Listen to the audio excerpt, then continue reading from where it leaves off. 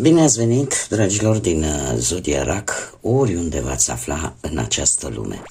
Sunt încântată să fim din nou împreună la o nouă lectură pentru prima perioadă a lunii martie, mai precis perioada cuprinsă între 1 și 8 martie inclusiv, așa că toți cei care aveți nu doar soarele, ci și luna, Venus sau poate ascendentul în Zodia RAC, această lectură este de asemenea și pentru voi.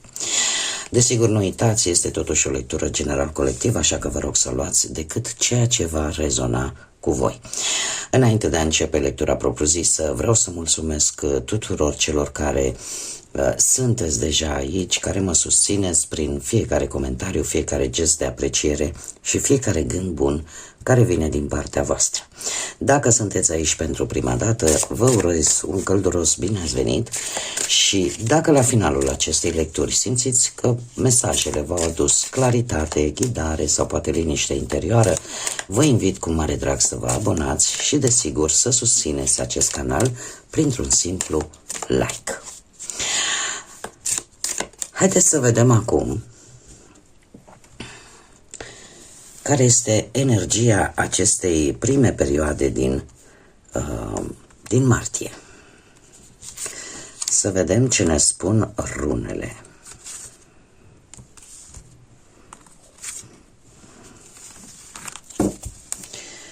Pentru voi, dragilor din RAC.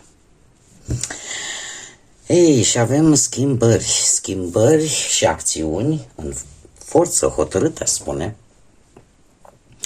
Avem runele Turisaz, Tiwaz și Isa.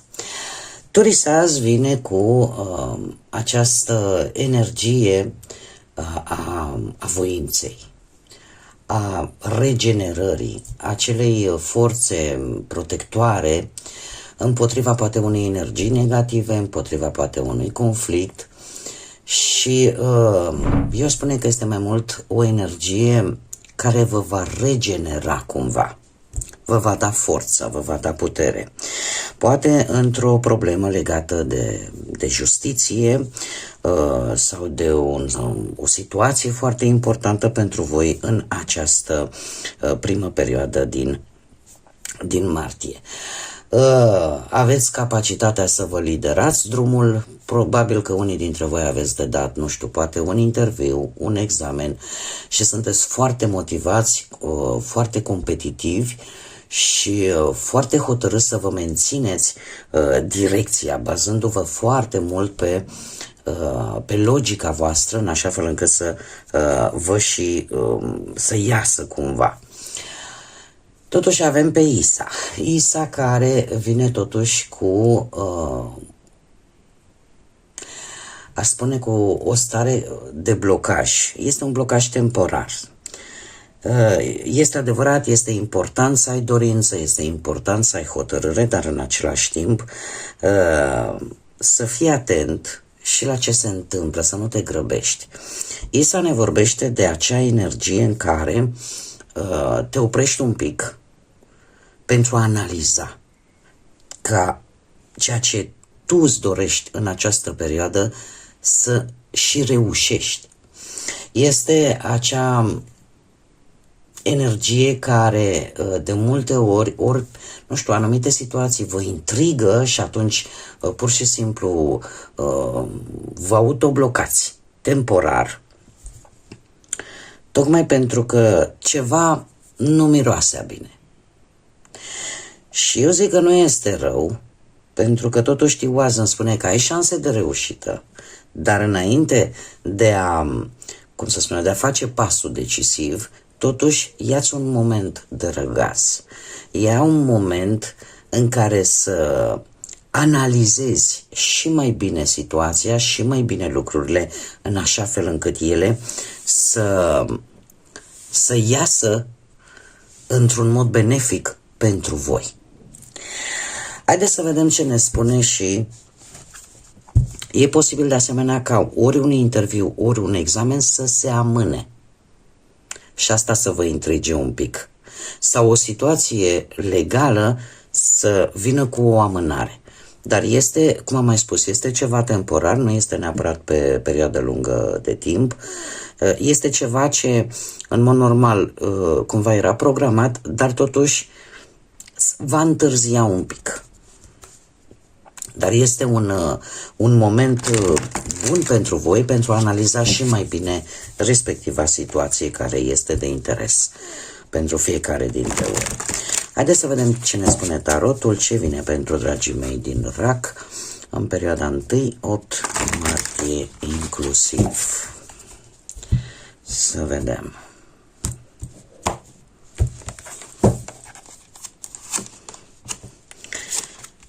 Da, și se pare că provocarea pentru voi, fiți atenți, provocarea pentru voi și interesant. Deci avem de 2 ori cifra 2, care îmi vorbește foarte mult și de o sensibilitate, și de intuiție, și de o anumită dificultate în a spune nu, în a pune anumite limite. Și asta mult din dorința de poate ajuta pe alții. Tindeți în această săptămână, în această primă perioadă de martie, să vă cam neglijați pe voi. Pe de altă parte, cifra 2 îmi poate vorbi și de necesitatea aia de a trăi într-o pereche, de a depinde cumva de altul, de altcineva. Dorința asta de a forma cumva o conexiune. Acum, revenim la cărțile noastre. Provocarea pentru voi este acea idee de a lăsa ceva în urmă. Ce fac? Renunț sau nu? 8 de cupe îmi vorbește de o decepție pe care am văzut-o și în cărțile cu rune. O decepție pentru că cumva ori nu obții ceea ce tu îți dorești, ori simți că nu e ceea ce trebuie și ai tendința de a abandona ceva. De a abandona ceva, nu știu, putem vorbi pe plan profesional, cum am mai spus, un interviu, da? O căutare pe plan profesional de a obține un job. Dar acest job posibil, nu, să apară cu o schimbare și vedem schimbările chiar și cu prima rună turisaz, o schimbare în care, nu știu, ți se cere, dar trebuie să te muți în alt loc pentru a obține, să zicem, acel job. Sau să observi de fapt că interviul pe care tu vrei să-l dai, nu știu, în ideea de a schimba cariera, să nu fie ceea ce voi căutați și de aici să apară acest autoblocaj. Acest moment de pauză în care te gândești, dom'le, ia să văd, este ceea ce eu caut. Tocmai de aceea apare și 8 de cupe, provocarea, da? Ce fac? Renunț? Caut altceva? Cum de asemenea putem vorbi și pe parte materială, în situația în care vreți să căutați noi forme de a obține bani, de a obține bani pe cont propriu, în care să vezi, dom'le, clar, trebuie să-mi asum anumite riscuri. Dacă vorbim de partea asta sentimentală, sunteți în situația în care la voi stă decizia ce faceți, terminați o relație sau nu. Și asta eu aș spune că nu contează neapărat de cât timp durează această relație. Dacă se simte această nevoie de a acționa, o vedem și cu cele 2 rune vikinge, e ca și cum simți, dacă nu acționezi acum și mergi pe ideea aștept momentul potrivit, probabil că acel moment potrivit nu va veni niciodată. Deci sunteți puși un pic în această dilemă, în această provocare. Cei care sunteți singurei, poate sunteți într-o căutare a perechii și se vede necesitatea de a fi lângă cineva de ceva vreme. Și parcă aveți senzația că parcă nu se mai termină cumva această căutare și sunteți decepționați. Așa că de asemenea stă la voi dacă încercați, nu știu, să reparați vreo relație sau pur și simplu să vă continuați drumul înainte. Cert este că este foarte important să faceți ceea ce voi credeți că este corect pentru voi și ceea ce vă face pe voi fericiți. Resursele voastre vin în urma unei doi de monede, un doi de monede care vine cu această necesitate. Voi vă doriți echilibru și nu neapărat numai pe partea asta. Aici avem câte un element din fiecare, da? Avem cupe, avem monede, avem bâte, deci voi vreți un echilibru cam pe toate aspectele vieții, fie ele că sunt profesionale, că sunt materiale sau sentimentale. Și acest doi de monede îmi spune că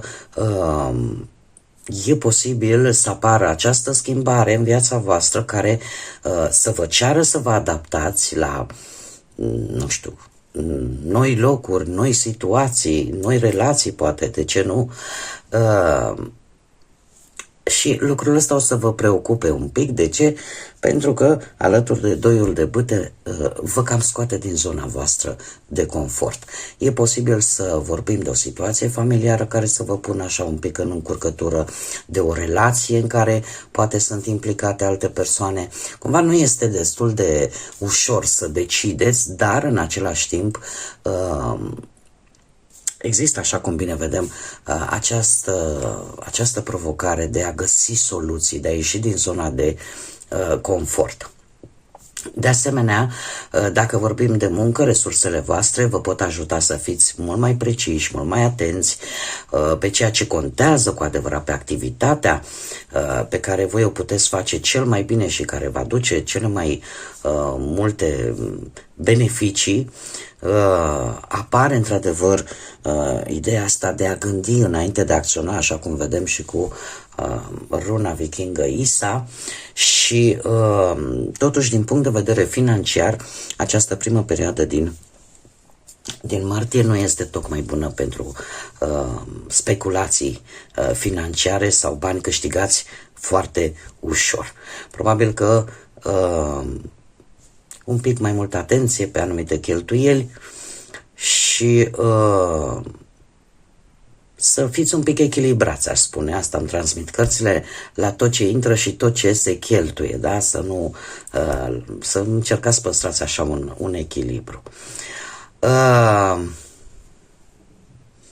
Dacă nu reușiți, poate să jonglați, să spun așa, foarte bine din punct de vedere economic, financiar, ar fi bine totuși să încercați să vă abțineți oarecum de la anumite cheltuieli.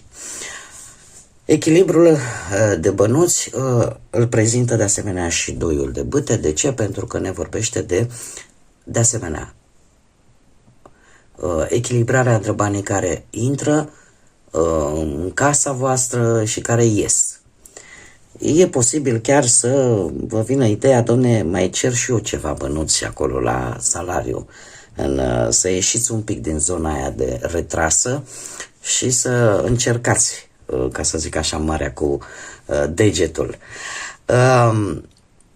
Dacă vorbim de partea sentimentală, poate că unii dintre voi ați fost foarte preocupați în ultima vreme de, nu știu, de muncă, de studii, de orice cuprinde până la urmă viața fiecăruia în general, în viața lui de zi cu zi, și poate ați neglijat pe celălalt sau nu ați avut timpul necesar să vă ocupați un pic și de propria voastră relație sentimentală. Este o săptămână foarte bună să găsiți un pic de timp, un pic de energie pentru relația voastră. Doiul de bâtă, de asemenea, vine cu ideea că voi știți cumva ce trebuie să faceți pentru a vă îmbunătăți propria relație, iar cei singurei aș spune că de multe ori când cauți departe de casă, de fapt lucrurile sunt mai aproape decât ai fi crezut tu. De ce? Pentru că aș spune că dacă până acum v-ați ocupat poate de a căuta pe cineva, nu știu, la distanță, e posibil ca persoana care e potrivită pentru voi sau care are un interes vis-a-vis de voi să fie mai aproape decât gândiți sau să fie exact ceea ce voi căutați, așa că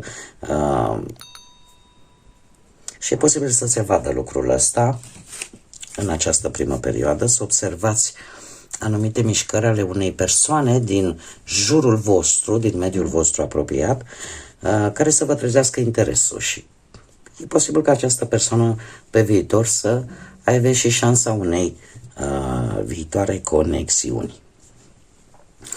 Haideți să vedem ce poartă vi se deschide în această primă perioadă, 1-8 martie. Un mesaj, te rog, să vedem despre ce poartă se deschide pentru dragii mei din RAC. Care este poarta care se deschide pentru voi? Și avem, uite, avem ușa învățării, a studiului, educație, cunoaștere, studii, masterat și dezvoltare.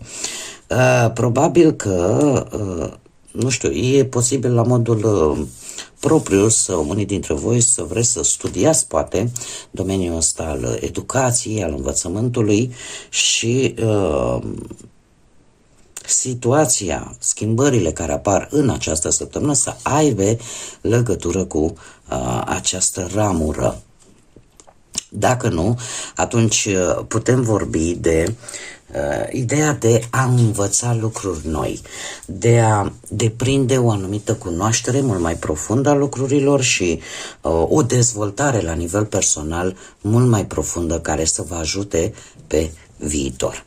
Și acum vreau să mai scot un mic mesaj pentru doamnele, domnișoarele care aveți legătură cu Zodia RAC, în ideea că este 1 martie, avem 8 martie, ziua femeii, ziua mărțișorului, da, pentru toate domnișoarele și doamnele, și am considerat să scot un mic mărțișor prin intermediul unui mesaj special pentru voi, dragile mele, și cu această ocazie să vă spun și la mulți ani tuturor mămicilor, bunicilor, surorilor, toate pozițiile sociale pe care fiecare le aveți în viața voastră. Și avem un mesaj interesant, numărul 22, care ne vorbește de acel maestru constructor, acea capacitate de a vă converti visele în realitate. Aveți o putere de manifestare foarte bună în această primă perioadă și chiar vis-a-vis de acele proiecte, acele planuri la scară mare, da? Care până acum cumva parcă erau imposibil de obținut, cu strategie, cu rezistență, sunteți foarte abili să vă duceți, să vă transformați visele și obiectivele în realitate. Este adevărat, vine și cu un punct debil care este emoția și un îndemn în a evita conflictele afective în această perioadă. De ce? Pentru că este totuși necesar un echilibru emoțional. Și avem, încă o dată, avem librăria sau biblioteca, care ne vorbește, preia controlul propriei tale povești. Ce frumos! E ca și cum, ai zice, încearcă totuși să nu depinzi neapărat de ce spun alții, să încerci să începi, de fapt, să îți conduci propria ta viață și propriile tale vise. Și mai avem numărul 3, care ne vorbește este acel arhetip al copilului, da? Care are abilitatea de a învăța să comunice verbal sau prin intermediul artei, de ce nu? Are foarte, cum să spun eu, foarte multă intuiție, își dă seama de lucruri, aveți optimism, spontaneitate și eu aș spune că dat fiind că numărul 3 este guvernat de Jupiter și este un număr cu energie masculină, yang, este o perioadă tare bună pentru voi de probabil de a încerca să rezolvați situații care implică mai multe persoane. Aici avem un turn care ne vorbește practic de Ideea de a putea face, dar în primul rând îți trebuie un pic de relaxare și are foarte mare legătură cu Isa. De ce? Pentru că te pune să vezi situațiile într-o perspectivă total diferită pentru a le înțelege mult mai bine. Pentru a le înțelege mult mai bine și probabil că este vorba chiar de o situație familiară sau o situație, cum am mai spus, care implică mai multe persoane. Bun, dragii mei, eu vă mulțumesc că v-am avut alături atât pe domn cât și pe doamne și acestea au fost mesajele pentru voi, pentru această primă perioadă de martie. Sper din suflet că această lectură v-a adus un pic de ghidare, un pic de claritate. Vă mulțumesc că ați fost alături de mine, iar, desigur, până la o nouă lectură, nu uitați, dragilor, sunteți cu siguranță suflete frumoase, așa că zburați înalt, visați înalt și lăsați iubirea, credința și pacea să vă însoțească la fiecare pas.